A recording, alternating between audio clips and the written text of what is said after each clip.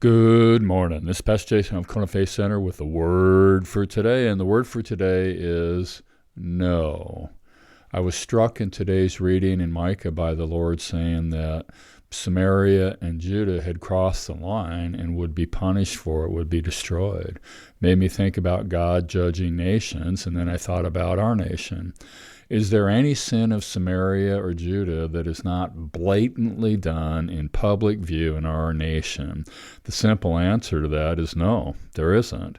Micah starts out by saying, "Listen, all you people, pay attention, earth, and all who are in it. The Almighty Lord will be a witness against you because of all this crime and all this sin."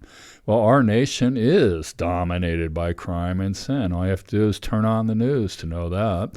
The statement that all the idols would be turned into a pile of rubble made me think about all the false gods that are worshipped in our nation and all the crime and all the sin that it brings. Is there any hope for our nation? Is there any hope for us as a nation? I honestly don't know. There's a theological position that says that Jesus is coming back for a bride without spot or wrinkle, and that Jesus won't come back until all the nations have had the gospel preached to them. The Bible does say both of those things. In this theological position, there's this idea of redeeming the culture, of redeeming the nations, of Christians becoming the leaders and leading their nations to righteous living before Jesus comes back. That idea doesn't seem to square with the book of Revelation, so I ask again, is there any hope for our nation? Well, I think that's the wrong question. I think the right question is, what is my response? What is my obligation to my nation? I'm not a politician or a culture warrior. I'm not a protester or a demonstrator. I'm not a person who stands up and points the finger at others. So what can I do?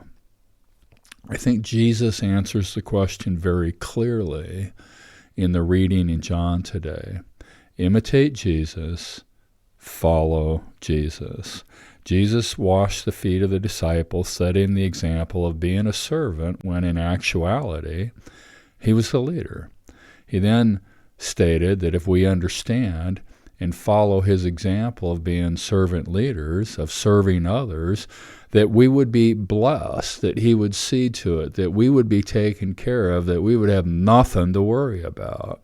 He then reinforced this with the statement, "I'm giving you a new command, to love each other the way I have loved you, the way I love you. Everyone will know that you are my disciples because of your love for each other." Now, I don't know if there's any hope for us as a nation. I don't know if there's any hope for us as a state. I don't know if there's any hope for us as a county.